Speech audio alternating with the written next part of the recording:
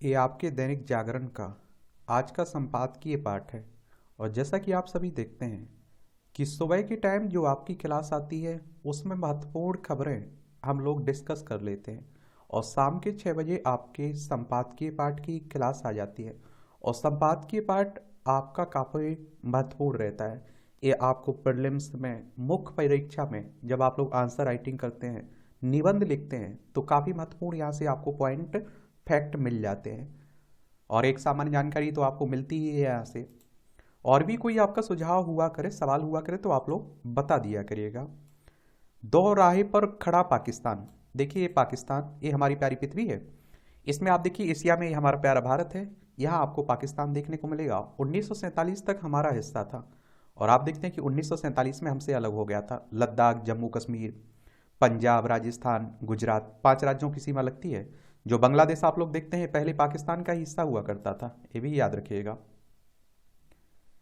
तो पाकिस्तान की तरह उसकी सेना के दिन भी इस समय बहुत अच्छे नहीं चल रहे हैं। चुनाव नतीजे तो यही संकेत कर रहे हैं कि देश पर सेना की पकड़ कमजोर पड़ती जा रही है। ऐसी भरी भरी पूरी आशंका है नतीजों को अपनी मंशा के अनुरूप मोड़ने के लिए सेना कोई भी तिकड़म कर सकती है। यह बात और है कि जन भावनाओं को नकारने से सेना के लिए जोखिम और बढ़ेंगे। और अभी तक के चुनावी रुझान सेना के साथ ही पाकिस्तान के पारंपरिक स्थानीय स्थापित राजनीतिक दलों के लिए भी बड़ा झटका है। और यह किसी से छिपा नहीं है कि पाकिस्तान की असल कमान हमेशा सेना के हाथ में रही है। और आप देखिए सेना समय समय पर अपने फायदे के लिहाज से राजनीतिक मुहरे चुनती आई है। पिछले चुनाव में वह इमरान खान के पीछे खड़ी थी, और तब इमरान इमरान पहली बार प्रधानमंत्री बनने में सफल भी हुए थे। फिर इमरान के साथ खटपट हुई तो उनके विरोधी दलों को एक मंच पर लाकर सेना ने उनका गठबंधन सरकार गठित करा दी। पाकिस्तान के सेना प्रमुख जनरल आसिम मुनीर को कि इमरान खान से तकरार जग जाहिर है, और उन्होंने यह सुनिश्चित करने के पूरे उपाय किए कि इमरान और उनकी पार्टी किसी भी सूरत में सत्ता की दहलीज तक ना पहुंचे। लेकिन चुनावी रुझान उसके कुछ उलट दिख रहे हैं। अगर अंतिम परिणाम बहुत ज़्यादा नहीं बदलते तो फिर यह सेना और अन्य दलों के लिए अपमान का कड़वा घूंट पीने जैसा होगा। स्थिति का अनुमान इसी से लगाया जा सकता है कि प्रधानमंत्री पद के प्रबल दावेदार माने जा रहे नवाज शरीफ एक निर्वाचित क्षेत्र से चुनाव हार गए हैं, और सेना ने इमरान खान को घेरने के लिए तगड़ी व्यूह रचना की थी, और उन्हें तमाम मुकदमों में फंसा दिया गया, और कुछ मामलों में उन्हें सजा भी हो गई है। वह चुनाव लड़ने के लिहाज से आयोग हो गए हैं। उनकी पार्टी पाकिस्तान तहरीक ए इंसाफ यानी कि पीटीआई का चुनाव चिन्ह जो क्रिकेट का बैट था वो जब्त कर लिया गया है। और इसका अर्थ था कि पीटीआई चुनाव में आधिकारिक उम्मीदवार उतारने की स्थिति में नहीं रही। इमरान की पार्टी के तमाम बड़े नेता पार्टी छोड़कर चले गए। जो नेता बचे भी रह गए तो सेना के दबाव में उनकी सक्रियता सीमित रह गई। ऐसी विपरीत परिस्थितियों में भी यदि पीटीआई समर्थित निर्दलीय प्रत्याशी इतनी भारी संख्या में जीत कर आ रहे हैं तो यह सेना और अन्य राजनीतिक दलों के लिए एक कड़ा संदेश है। और यह न केवल इमरान खान की नैतिक जीत है बल्कि पाकिस्तान के चरित्र में आ रहे परिवर्तन का भी बड़ा संकेत है। यह दर्शाता है कि पाकिस्तान की जनता सेना के राजनीतिक हस्तक्षेप और पारंपरिक राजनीतिक दलों के रवैये से निराश हो चुकी है। वह अपने पड़ोस में भारत को तरक्की करते हुए विश्व की एक बड़ी शक्ति के रूप में स्थापित होते देख रही है। भारत में राजनीति जहां आरंभ से ही सैन्य प्रभाव से मुक्त रही है, हमारे देश की सेना को कोई मतलब नहीं रहता है राजनीति से। उसका अपना जो कर्तव्य है सीमाओं की रक्षा करना, वो देश की रक्षा करना, वो बाखूबी उसे निभाती भी हमारी सेना। वहीं आप देखते हैं कि इस समय जिस प्रकार भ्रष्टाचार और वंशवादी राजनीति के विरुद्ध अभियान छेड़ा हुआ है उसने भी पाकिस्तानी आवाम को कुछ हद तक प्रेरित करने का काम किया है।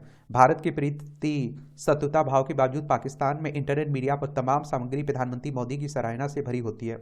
कई विश्लेषक मोदी की प्रशंसा में यह कहते हुए दिखते हैं कि वह अपने मुल्क को सही दिशा में ले जा रहे हैं। पाकिस्तान कई समस्याओं से जूझ रहा है और उसकी आर्थिक स्थिति बहुत खराब है, तो इसका असर अन्य मोर्चों पर भी पड़ रहा है। और स्थिति ऐसी हो गई है कि तालिबान भी उसे आंखें दिखा रहा है। ईरान ने तो कुछ दिन पहले एक प्रकार का हवाई हमला कर दिया और जिससे पाकिस्तान को भारी शर्मिंदगी उठानी पड़ी।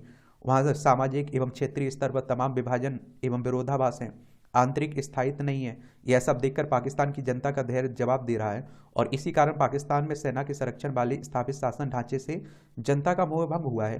परिणाम स्वरूप पाकिस्तान के इतिहास में यह चुनाव एक बड़े बदलाव का वाहक बनता दिख रहा है। लोकतंत्र की कुछ कौंपलें फूटती दिख रही हैं और इसका श्रेय इमरान खान को देना होगा, जहां पाकिस्तान के अलग अलग राजनीतिक दल और नेता कुछ प्रांतों तक ही अपनी पहचान एवं असर रखते हैं। उसके उलट उन्होंने पूरे देश में अपना पहचान बनाने का प्रयास किया है। किसने? इमरान खान ने। और आप देखिए युवाओं में और महिलाओं में काफ़ी क्रेज है इनका, और उन्होंने सेना के खिलाफ खड़े होने का दमखम एवं जुझारूपन दिखाया। वह किसी के आगे समर्पण नहीं करेंगे। उन्होंने भ्रष्टाचार के खिलाफ अभियान छेड़ने से लेकर अमेरिकी हस्तक्षेप जैसे उन मुद्दों को उठाया जो आम पाकिस्तानियों को प्रभावित करने वाले रहे हैं। और जो स्थितियां बन रही हैं उसमें यदि परिणाम सेना की मंशा के अनुरूप नहीं रहे तो उसके लिए आगे की राह चुनौतीपूर्ण होगी। पीटीआई समर्थित निर्दलीय सरकार बनाने में सफल होते हैं या नहीं, यह तो अभी दूर की बात है। ऐसे नतीजे सेना और पारंपरिक राजनीतिक दलों के लिए एक एक चेतावनी एवं खतरे की घंटी के समान होंगे। अब जनता सब कुछ बर्दाश्त करने की स्थिति में नहीं है। यदि किसी तरह सेना ने तिकड़म कर अपने मन की सरकार गठित करा दी तो भी उसके लिए दो राह जैसी स्थिति होगी, और ऐसा कोई भी सरकार कमजोर होगी तब सेना पूरी तरह पर्दे के पीछे रहकर उसे संचालित नहीं कर पाएगी, और ऐसी स्थिति में उसे सक्रिय भूमिका में आगे आना होगा। और एक ऐसा देश जो आईएमएफ जैसी अंतर्राष्ट्रीय संस्थाओं के साथ वित्तीय पैकेज की बात जो रहा है उसके लिए ये स्थितियां अनुकूल नहीं कही जाएगी। आईएमएफ यानी कि इंटरनेशनल मॉनेटरी फंड की बात हो रही है, अंतर्राष्ट्रीय मुद्रा कोष की। इसकी स्थापना कब हुई थी? इसका हेडक्वार्टर कहाँ है ये आप लोग बताइए। हम लोग बार बार इसके बारे में बात करते रहते हैं। और आप देखते हैं कि और सेना की सक्रिय भूमिका से जनता में उसकी छवि और साख के साथ ही स्वीकारता भी प्रभावित होगी। पाकिस्तान को यदि मौजूदा चुनौतियों से निपटना है तो उन सुधारों का सूत्रपात करना होगा जो उसे स्थायित्व एवं संतुलन प्रदान करने की ओर ले जाए। यह तय है कि सेना और सियासत वहां अलग अलग नहीं रह सकते हैं, लेकिन उनकी सीमाएं तो तय ही की जा सकती हैं। वे अपने अपने दायरे में रहकर काम कर सकें। भारत के लिहाज से भी यदि यही अनुकूल होगा कि वहाँ सेना और राजनीतिक वर्ग में टकराव के बजाय सुसंगत हो, तभी आप देखिए उसके साथ कोई सार्थक वार्ता की जा सकती है। लेखक ऑब्जर्वर रिसर्च फाउंडेशन के उपाध्यक्ष, इनका नाम है हर्ष भी पंत, इनके द्वारा ये आर्टिकल लिखा गया है। आप लोग क्या सोचते हैं? आप अपनी राय जरूर दिया करेगा। भारत की 3 और रत्न, ये आप देखते हैं। भारत ने समय समय पर ऐसे व्यक्तियों का उदय देखा है जिनके योगदान ने देश की प्रगति पथ पर एक अमिट छाप छोड़ी है। ऐसे ही एक दिग्गज नेता थे चौधरी चरण सिंह, जिन्हें किसानों का मसीहा भी कहा जाता है। उनकी राजनीतिक विरासत उन्हें भारत रत्न सम्मान देने का हकदार बनाती है। चौधरी चरण सिंह के साथ एक और पूर्व प्रधानमंत्री नरसिम्हा राव को भी भारत रत्न से सम्मानित करने की घोषणा हुई है। वह इस सम्मान के सच्चे हकदार थे क्योंकि वह आर्थिक सुधारों के जनक और नायक थे। उन्होंने एक ऐसे समय देश की बागडोर संभाली जब तमाम समस्याएं सिर उठाए खड़ी थी। उन्होंने अल्पमत सरकार के बाद भी उन सभी समस्याओं का कुशलता से सामना किया और उल्लेखनीय सफलता हासिल की। तमाम चुनौतियों के बाद भी वह देश को आर्थिक बदहाली से बाहर निकाल कर प्रगति के पथ पर ले आए। और यह अफसोस की बात है कि सापरक के शासनकाल में वह भारत रत्न के हकदार नहीं समझे गए। किसानों के मसीहा चरण सिंह और आर्थिक सुधारों के प्रेरता नरसिम्हा राव के साथ डॉक्टर एमएस स्वामीनाथन भी भारत रत्न से नवाजे जाएंगे। वह हरित क्रांति के जनक भी हैं स्वामीनाथन। एक समय भारत में लगभग भुखमरी जैसे हालात थे और गेहूं, चावल, चीनी एवं दालें आदि वस्तुएं आयात करनी पड़ रही थी। ऐसी कठिन समय में स्वामीनाथन ने कृषि क्रांति के जरिए कृषि क्षेत्र में एक स्वावलंबी भारत की आधारशिला रखी। आज हम गेहूं, चावल, चीनी आदि के सबसे बड़े निर्यातकों में हैं और अपने देश के लगभग 80 करोड़ लोगों को मुफ्त राशन की व्यवस्था भी कर रहे हैं। यदि यह स्थिति बन सकी तो इसमें स्वामीनाथन का बहुत बड़ा योगदान होगा। वह योगदान है और सच्चे अर्थों में भारत के रत्न हैं। चौधरी चरण सिंह, नरसिम्हा राव, एमएस स्वामीनाथन के योगदान में यह बात समान है कि इन तीनों ने अपनी अपनी जगह से कमजोर तबकों का जीवन बदलने का काम किया। इन तीनों को भारत रत्न देने की मांग एक अरसे से हो रही थी और चौधरी चरण सिंह किसान नेता इसलिए कहलाए क्योंकि उन्होंने सदैव किसानों की चिंता की और जब भी अवसर मिला उनके हित में फैसले भी लिए। उनकी पहल से कृषि मूल्य आयोग की स्थापना हुई और इसका उद्देश्य किसानों के लिए उचित पारिश्रमिक सुनिश्चित करना था, जो एक अभूतपूर्व कदम था। उनकी नीतियों ने न केवल किसानों की तत्कालिक चिंताओं को दूर किया बल्कि एक आत्मनिर्भर और सशक्त कृषक समुदाय की नींव रखी। किसानों के हितों की रक्षा के लिए वह किसी भी सीमा तक जाने को तैयार रहते थे और 1957 में जब कांग्रेस का राष्ट्रीय अधिवेशन नागपुर में आयोजित हुआ तो उसमें पंडित नेहरू ने सहकारी खेती को प्रोत्साहन देने का प्रस्ताव रखा। तब चरण सिंह उत्तर प्रदेश सरकार में मंत्री थे।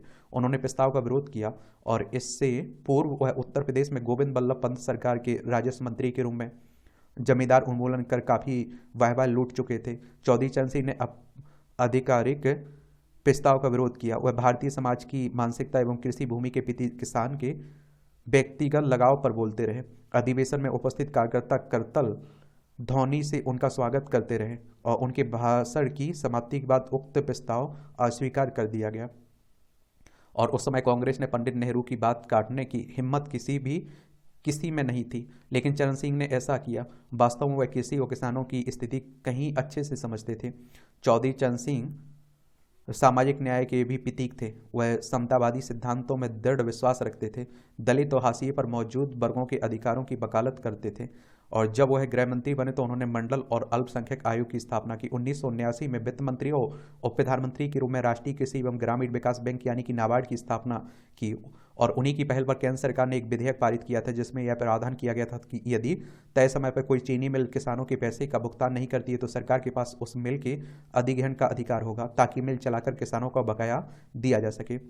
और जैसे ही हम चौधरी चरण सिंह के जीवन और विरासत पर विचार करते हैं तो यह स्पष्ट हो जाता है कि उनका योगदान उनके राजनीतिक जीवन की सीमाओं से परे था। कृषि में उनकी दूरदर्शी नीतियां और सामाजिक न्याय के प्रति अटूट प्रतिबद्धता उन्हें एक उत्कृष्ट नेता की तरह पेश करते हैं, और जिसे लचीलेपन और दृढ़ संकल्प के साथ उन्होंने ग्रामीण और कृषि परिदृश्य से संबंधित मुद्दों को निपटाया है, वह उनके राजनीतिक कौशल को दर्शाता है। देश के नेताओं के बीच चौधरी चरण सिंह एक ऐसे पथ प्रदर्शक के रूप में खड़े दिखते हैं जिनका योगदान पीढ़ी दर पीढ़ी याद किया जाता है। उन्हें भारत रत्न से सम्मानित करना उन मूल्यों को मान्यता देना है जिनके लिए और विशेष रूप से अब किसान हित के लिए वह खड़े रहे।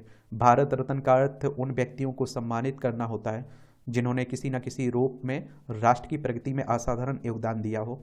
और भारत की कृषि नीतियों को आकार देने और सामाजिक न्याय को बढ़ावा देने में चौधरी चरण सिंह की भूमिका इस प्रतिष्ठित पुरस्कार के मानदंडों के साथ सहजता से मेल खाती है। निसंदेह यही बात पीवी नरसिम्हा राव और एम.एस. स्वामीनाथन पर भी लागू होती है। और इन तीनों ने अपने कार्यों में देश पर गहरी छाप छोड़ी है और एक ऐसी विरासत भी छोड़ गए जो भावी पीढ़ियों को प्रेरणा प्रदान करने वाली है। लेखक, पूर्व सांसद और चौधरी चरण सिंह विचार मंच के अध्यक्ष भी है। इनका नाम है केसी त्यागी। इनके द्वारा यह आर्टिकल लिखा गया है। भारत रत्न 1954 में शुरू हुआ था। पहली बार किसे दिया गया था ये आप लोगों को नाम बताना है। इस पर हम लोगों ने कई बार बात की है, सुबह ही बात की थी हम लोगों ने। और इस साल आप देखिए कर्पूरी ठाकुर को, लाल कृष्ण आडवाणी को, चौधरी चरण सिंह को, पीवी नरसिम्हा राव को और स्वामीनाथन को, 5 लोगों को दिया गया है। ये वर्तमान की महत्ता। काल की अनवरत बहती नदी में भूत और भविष्य का कोई भौतिक मान नहीं है, और किंतु कालखंड का वह भाग जिसमें सक्रिय रहकर कर्म करके कुछ मान प्राप्त कर सके वह वर्तमान कहलाता है। वर्तमान नौका की उस पतवार की भांति जो प्रतिक्षण नदी के जल को पीछे धकेलकर नाव को आगे बढ़ाती, वह यह चिंता नहीं करती है कि एक तट से वह कितनी दूर आ गई या दूसरे तट से अभी कितनी दूर है। वह तो सामने आए जल को धकेलती रहती है और आगे बढ़ती जाती है। और ध्यान और योग इसी वर्तमान को बरतने पर आधारित है। ध्यान की सभी प्रकार की विधियां भूत और भविष्य की समस्त चिंताओं को त्याग कर मन को हर प्रकार के मानसिक उद्वेगों से रहित करके समता में स्थित रहकर वर्तमान के क्षण के प्रति सजग रहना सिखाते हैं। गीता में उल्लेख भी है कि समत्व योग उच्चयते। वर्तमान के हर क्षण के प्रति जितना अधिक हम सजग हो जाते हैं उतना ही अधिक हमारे जीवन से अनिश्चितता, अंधकार और अविश्वास के दौलन कम होते जाते हैं। और जिसने वर्तमान में जीना सीख लिया उसने काल पर नियंत्रण साध लिया है। वस्तुतः इस वर्तमान के क्षण के अतिरिक्त कुछ भी अपने हाथ में नहीं है और भूत का अस्तित्व नहीं है। भविष्य अभी दूर है, परंतु वर्तमान को जिस प्रकार दिशा देंगे वह एक दिन भविष्य का वैसा ही भवन खड़ा कर देगा। भूत के दोषों को मिटाने के लिए भी वर्तमान में कार्य करना जरूरी है। देखा जाता है कि एक बड़ी सफलता व्यक्ति के अतीत की असफलताओं को धूमिल कर देती है। चक्री पर झुलाने वाला व्यक्ति अपने सामने आई कुर्सी पर अपनी शक्ति लगाता है और ना कि आगे जाने वाली कुर्सी पर और ना ही पीछे जाने वाली कुर्सी पर। चक्री सही से चले इसलिए वह बस अपने सामने आई कुर्सी पर दृष्टि जमाए रहता है। जीवन के किसी भी लक्ष्य को वर्तमान रहकर भेदा जा सकता है। अच्छा कॉलम लिखा जाता है, देख लिया करिएगा। ये सर्वोच्च नागरिक सम्मान तो मोदी सरकार ने अपने फैसले से एक बार फिर देश को चौंका दिया है। और उसने एक साथ 3 हस्तियों को भारत रत्न देने की घोषणा की है। इस बार यह सब सर्वोच्च नागरिक सम्मान दो पूर्व प्रधानमंत्री चौधरी चरण सिंह और पीवी नरसिम्हा राव के अतिरिक्त जाने माने कृषि विज्ञानी एवं हरित क्रांति के सूत्रधार एम एस स्वामीनाथन को भी प्रदान करने की घोषणा की गई है। यह इसलिए अनपेक्षित रहा क्योंकि चंद दिनों पहले ही कर्पूरी ठाकुर और फिर लालकृष्ण आडवाणी को भारत रत्न से विभूषित करने का फैसला किया गया था। यह पहली बार है जब एक वर्ष में 5 हस्तियों को देश का सर्वोच्च सम्मान देने की घोषणा की गई है। इस पर आश्चर्य नहीं है कि 15 दिनों के अंदर 5 विभूतियों को भारत रत्न देने के फैसले के बाद इस तरह की मांग होने लगी है कि अमुक अमुक को भी यह सम्मान प्रदान किया जाना चाहिए।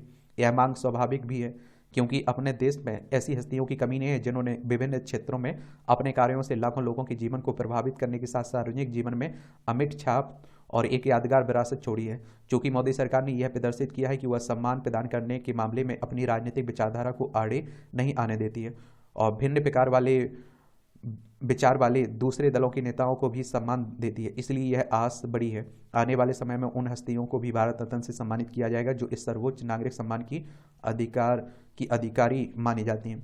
और यह उल्लेखनीय है कि सामाजिक न्याय की अलग जगह बाली कर्पूरी ठाकुर किसान मजदूरों के हितों की लड़ाई लड़ने वाले चौधरी चरण सिंह के साथ साहसिक आर्थिक सुधारों से देश की तकदीर और तस्वीर बदलने वाले नरसिम्हा राव को भारत रत्न देने की मांग एक लंबे समय से हो रही थी, लेकिन किन्हीं कारणों से कांग्रेस ने साम्प्रक सरकार का नेतृत्व करते समय उन्हें यह सम्मान देने की आवश्यकता नहीं समझी और अंततः इस आवश्यकता की पूर्ति मोदी सरकार ने की। मनमोहन सरकार ऐसा क्यों नहीं कर सकी, यह एक ऐसा प्रश्न है जो कांग्रेस को परेशान करता रहेगा।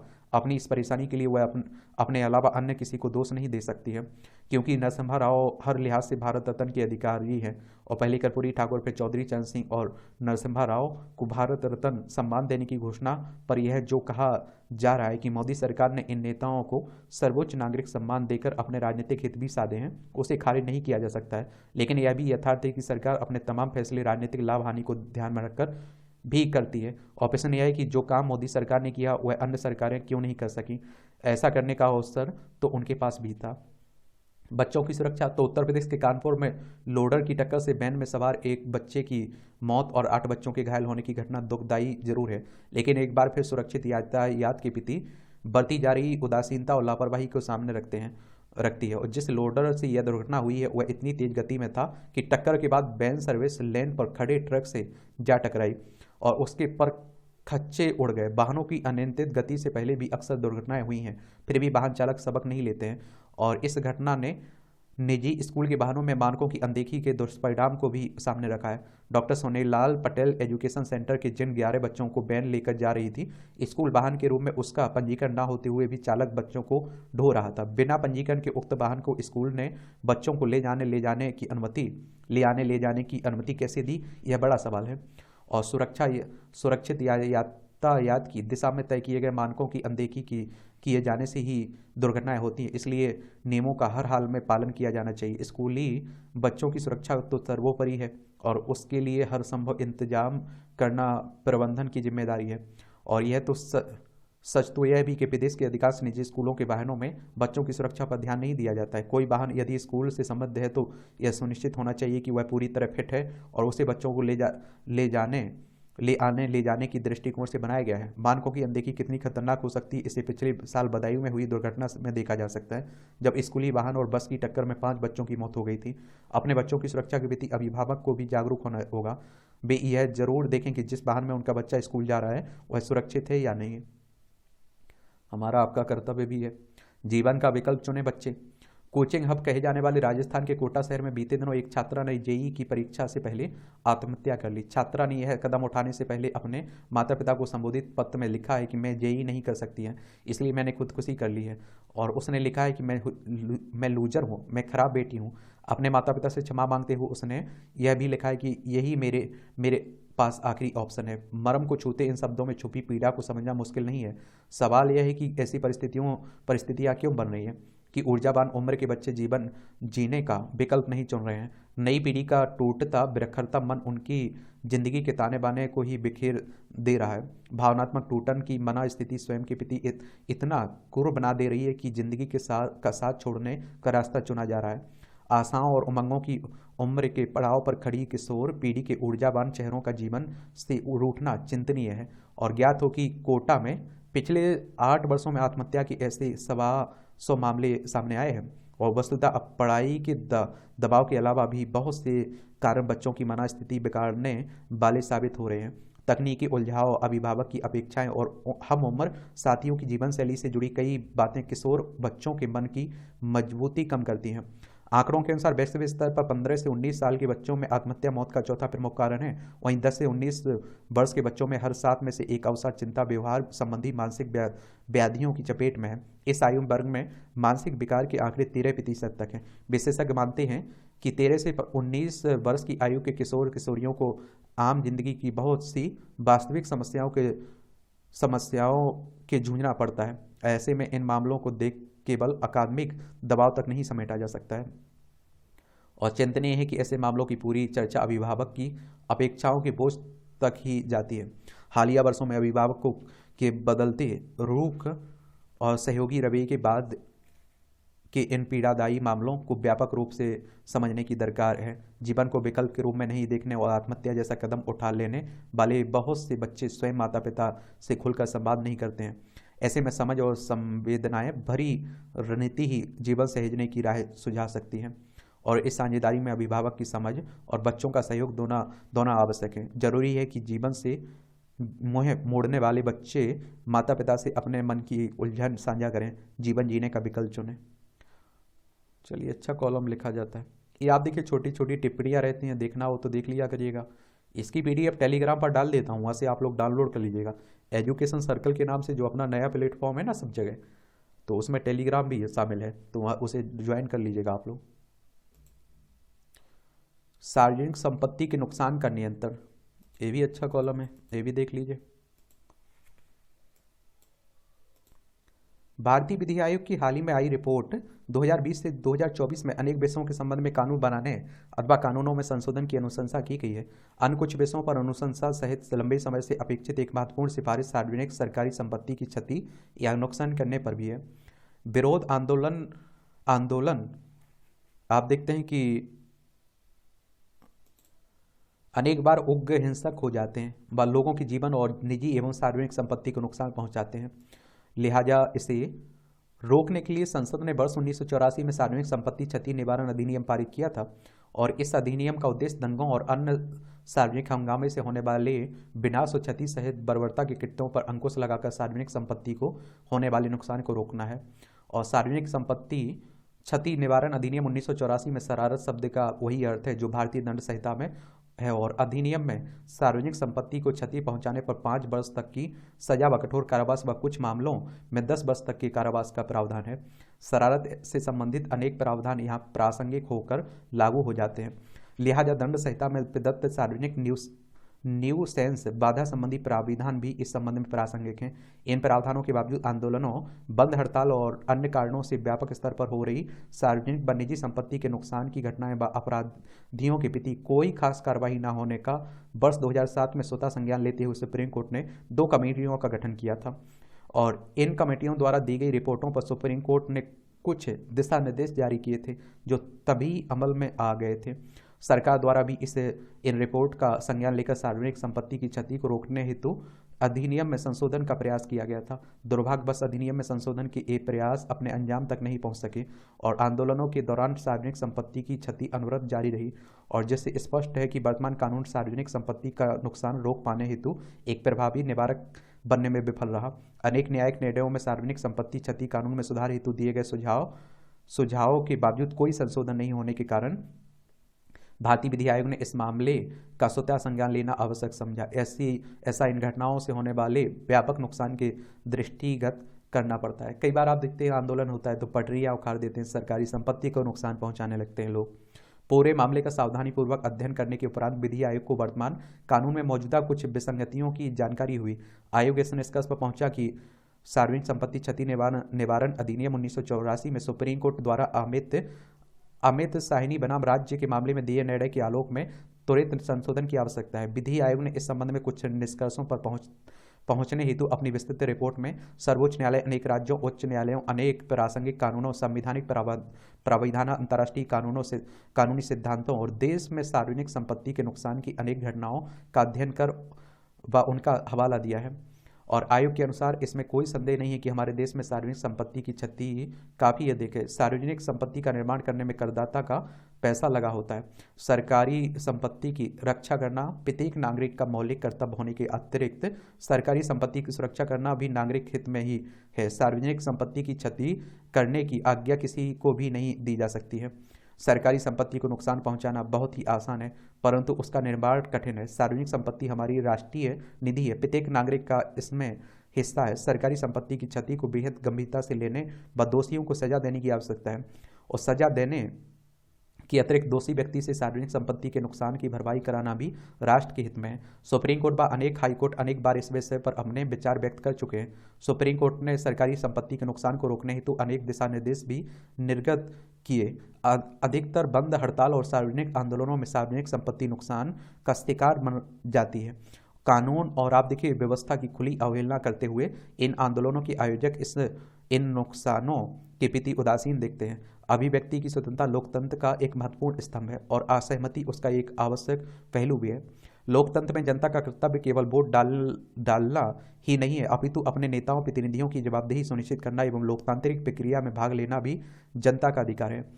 और आप देखते हैं कि न्यायालयों ने अपने अनेक निर्णयों में विरोध के अधिकार को न्यायोचित बताते हुए कहा कि यह अधिकतर सुनिश्चित है कि परंतु विरोध शांतिपूर्ण होना चाहिए। इसलिए संविधान में प्राप्त अभिव्यक्ति की स्वतंत्रता के अधिकार में शामिल होने हेतु प्रत्येक विरोध शांतिपूर्ण होना चाहिए। विरोध और प्रदर्शन केवल उस सीमा तक वैध है जब तक कि वे हिंसक या अराजक नहीं हो जाते हैं। अराजक और हिंसक सभाओं को देश की सुरक्षा एवं लोक व्यवस्था हेतु प्रतिबंधित किया जा सकता है। ऐसा किया जाना इसलिए अभी आवश्यक कहा जा सकता है क्योंकि सार्वजनिक संपत्ति को नुकसान पहुंचाए जाने के अनेक मामले दोषियों पर समुचित कार्रवाई नहीं हो पाती है। आवश्यकता है संपत्ति की नुकसान की भरपाई। भारत के 22वें वित्त विधि आयोग के द्वारा सार्वजनिक संपत्ति के नुकसान की रोकथाम पर कानून की समीक्षा पर रिपोर्ट निर्गत करना स्वागत योग्य है, और परंतु वस्तुतः देश में कहीं न कहीं अक्सर होने वाले झगड़ों, दंगों, आंदोलनों और हड़तालों के कारण जो क्षति सार्वजनिक व निजी संपत्ति को होती है और उससे सरकार एवं आमजन का बहुत नुकसान होता है, और लिहाजा इसकी रोकथाम के लिए कानून में संशोधन अत्यंत अनिवार्य भी है। और आप देखिए राष्ट्रीय आपराधिक रिकॉर्ड ब्यूरो ने पिछले कुछ वर्षों की अपनी रिपोर्ट में सार्वजनिक संपत्ति की क्षति से संबंधित अपराधों के आंकड़े प्रस्तुत किए हैं। रिपोर्ट में सार्वजनिक संपत्ति क्षति निवारण अधिनियम के अंतर्गत दर्ज किए गए मामलों में विवरण में शामिल है। इनके अनुसार देश में 2015 में 4941, 2016 में 5825, 2017 में 7910, वर्ष 2018 में 7127, 2019 में 6170, 2020 में 4524, वर्ष 2021 में 40 तथा 2022 में 4400 आप देखते हैं कि 403 सार्वजनिक संपत्ति के नुकसान के मामले दर्ज किए गए हैं। और पिछले एक दशक में पूरे देश में अनेक स्थानों पर ऐसी घटनाएं घटी हैं जिनके सार्वजनिक व निजी संपत्ति की अत्यंत हानि हुई है।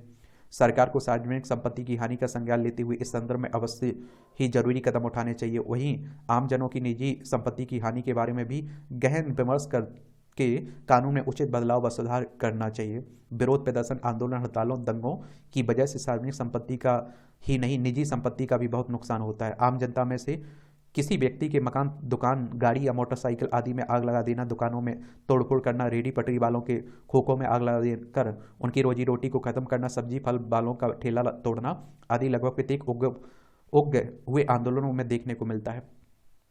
और इस प्रकार के नुकसान में आमतौर पर पीड़ित व्यक्ति को उसके नुकसान की भरपाई प्राप्त करने में अनेक कठिनाइयां आती हैं और उन्हें काफ़ी परेशानी का सामना भी करना पड़ता है। व्यवहारिक रूप से देखने पर ज्ञात होता है कि तोड़फोड़ करने वाले किसी व्यक्ति को सजा देने मात्र से पीड़ित व्यक्ति को कोई व्यक्तिगत लाभ नहीं होता है और इससे उसको हुई संपत्ति के नुकसान में भरपाई नहीं होती। अगर किसी वाहन का बीमा है तो उसके नुकसान की भरपाई होने की संभावना होती है, परंतु यदि किसी वाहन का इंश्योरेंस नहीं है तो उसके मालिक को हर्जाना मिलने की संभावना बहुत कम होती है।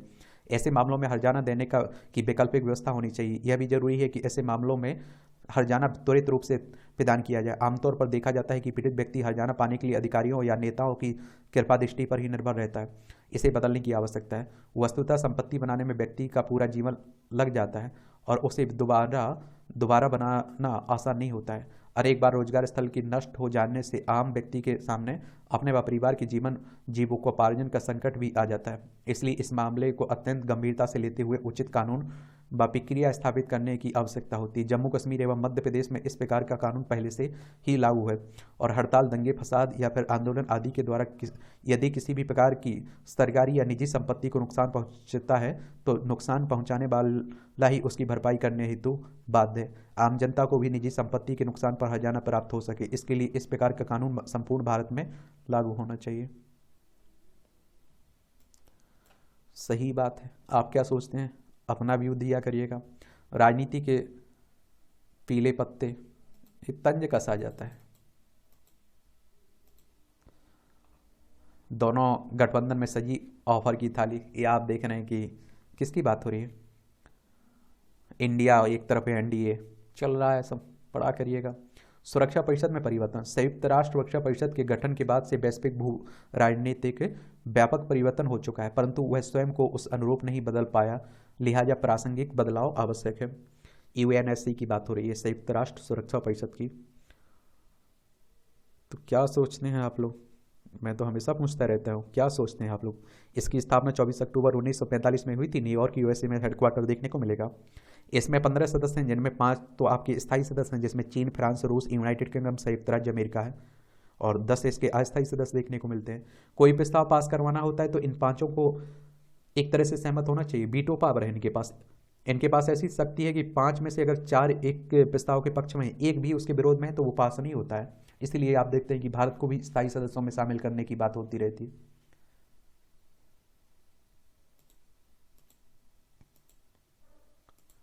ये संयुक्त राष्ट्र सुरक्षा परिषद में स्थायी सदस्यता का मामला दशकों पुराना है। यदि अमेरिका जैसे देशों को यह चिंता है तो सुरक्षा परिषद में बड़े सुधार के सामने लाकर भारत को उसमें जगह देनी चाहिए। बीते 5 दिवसीय भारत दौरे पर आए संयुक्त राष्ट्र महासभा के अध्यक्ष डेनिस फ्रांसिस ने कहा कि संयुक्त राष्ट्र का वर्तमान स्वरूप विश्व की बदलती जरूरतों के अनुरूप नहीं है और इसमें सुधार आवश्यक है। इसमें कोई दो राय नहीं है कि दुनिया के बहुत सारे संगठन, चाहे दक्षिण एशियाई समूह सार्क हो या फिर गुटनिरपेक्ष समूह हो, समय के साथ अप्रासंगिक से हो गए हैं। विश्व स्वास्थ्य संगठन से लेकर विश्व व्यापार संगठन पर भी समय समय पर उंगली उठती रही है। संयुक्त राष्ट्र की उपायदेता पर भी सफलता असफलता की लकीर कमोबेश छोटी बड़ी रही है। और देखिए, इस तरह के जो भी संगठन हैं उनके बारे में एक सामान्य जानकारी जरूर रखा करिएगा। हर साल क्वेश्चन पूछे जाते हैं इस संगठनों से। और संदर्भ यह भी है कि किसी भी संगठन या परिषद को यदि सुधार और बदलाव से लंबे समय तक यदि विमुख रखा जाए तो उसमें गैर उपजाऊ तत्व स्वतः शामिल हो जाते हैं। शिखर पर खड़े भारत का नेतृत्व मौजूदा समय में यह पूरी धमक के साथ स्वयं को प्रतिबिंबित करता है कि सुरक्षा परिषद में फेरबदल के साथ उसे स्थायी सदस्य बनाया जाए और इसी में वैश्विक हित के साथ संयुक्त राष्ट्र सुरक्षा परिषद का संतुलन संभव है। विदित हो कि संयुक्त राष्ट्र के संस्थापक सदस्यों में भारत भी शुमार था। अब तक वह संयुक्त राष्ट्र सुरक्षा परिषद का 8 बार सदस्य भी रह चुका है। आखिरी बार साल 2020-21 में, माफ करिए 21-22 में अस्थायी सदस्य के रूप में भारत ने अपना परचम लहराया था, परंतु पूरी योग्यता और व्यापक समर्थन के बावजूद अभी भी स्थायी सदस्यता की बाट जोह रहा है भारत। और गौरतलब है कि स्थायी सदस्यता के मामले में भारत दुनिया भर से समर्थन रखता है, सिवाय एक चीन है। हालिया परिप्रेक्ष्य देखें तो ब्रिटेन ने सुरक्षा परिषद में विस्तार का समर्थन किया और कहा कि भारत, जापान, ब्राजील समेत अफ्रीकी देशों को सुरक्षा परिषद में स्थायी सीट दी जाए। पिछले 8 दशक से चली आ रही इस व्यवस्था में अमूलचूल परिवर्तन की मांग अक्सर उठती रहती है। दरअसल में सुरक्षा परिषद की स्थापना 1945 में उस समय भू राजनीतिक और द्वितीय विश्व युद्ध से उपजी स्थिति को देखकर की गई थी, परंतु उसके बाद से 8 दशक में बहुत कुछ बदल चुका है। देखा जाए तो शीत युद्ध की समाप्ति के साथ ही इसमें बड़े सुधार की गुंजाइश है, जिसे अंजाम नहीं दिया गया है। अपनी स्थापना से अब तक सुरक्षा परिषद कई बड़ी सफलता तो कई नाकामियों के साथ चहलकदमी की है। यह बात सकारात्मक है कि इसके गठन के बाद तृतीय विश्व युद्ध नहीं हुआ, किंतु यह भी सही है कि विश्व कई युद्धों से गुजर रहा है। वर्तमान में रूस, यूक्रेन के अलावा इजराइल, फलस्तीन के बीच संघर्ष जारी है। अमेरिका के नेतृत्व में 2003 में इराक पर आक्रमण, साल 2008 में रूस द्वारा जॉर्जिया पर हमला, अरब इजराइल युद्ध, 1993 में सोमालिया का गृह युद्ध समेत अनेक संघर्ष इसकी विफलता की कहानी है। वैसे कई महत्वपूर्ण मुद्दों पर समाधान कर सुरक्षा परिषद ने अपनी साख को भी बढ़ा किया है। मसलन आप देखिए, 1950 में कोरियाई युद्ध, 1990 में कुवैत पर इराक का हमला, 1993 में बोस्निया और 2001 में अफगानिस्तान आदि को लेकर प्रस्ताव पारित किए गए। और फिलहाल आप देखिए, भारत को स्थायी सदस्यता की आवश्यकता क्यों है? यह मिल क्यों नहीं रही है और इसके मार्ग में क्या बाधा है। माना जाता है कि जिस स्थायी सदस्यता को लेकर भारत इतना एड़ी चोटी का जोर लगा रहा है, वह सदस्यता 1950 के दौर में बड़ी आसानी से सुलभ थी। आवश्यकता की दृष्टि से देखें तो भारत को इसका सदस्य इसलिए होना चाहिए क्योंकि सुरक्षा परिषद प्रमुख निर्णय लेने वाली संस्था है और प्रतिबंध लगाने या अंतर्राष्ट्रीय न्यायालय के फैसले को लागू करने के लिए इस परिषद के समर्थन की जरूरत पड़ती है। ऐसे में भारत को चीन और पाकिस्तान से निरंतर दुश्मनी के चलते इसका स्थायी सदस्य होना चाहिए और चीन द्वारा पाकिस्तान के आतंकियों पर बार बार वीटो करना इस बात का पुख्ता करता है कि स्थायी सीट मिलने से भारत को वैश्विक पटल पर अधिक मजबूती से अपनी बात कहने की ताकत मिलेगी। स्थायी सदस्यता से वीटो पावर मिलेगा जो चीन की काट होगी। इसके अतिरिक्त बाह्य सुरक्षा खतरों और भारत के खिलाफ सुनियोजित आतंकवाद जैसे गतिविधियों को रोकने में मदद भी मिलती है। भारत को स्थायी सदस्यता नहीं मिलने के पीछे सुरक्षा परिषद की बनावट और मूलतः चीन का रोड़ा समेत अनेक प्रकार की वैश्विक स्थितियां हैं। और इस तरह से आप देखेंगे आज के संपादकीय पाठ की एक कहानी है। अब आपका कोई सुझाव हो, सवाल हो तो बता सकते हैं आप लोग पढ़ते रहिए, ईमानदारी से पढ़िए। मैं बार बार कह रहा हूँ, मेरी तरफ से शुभकामनाएं हैं।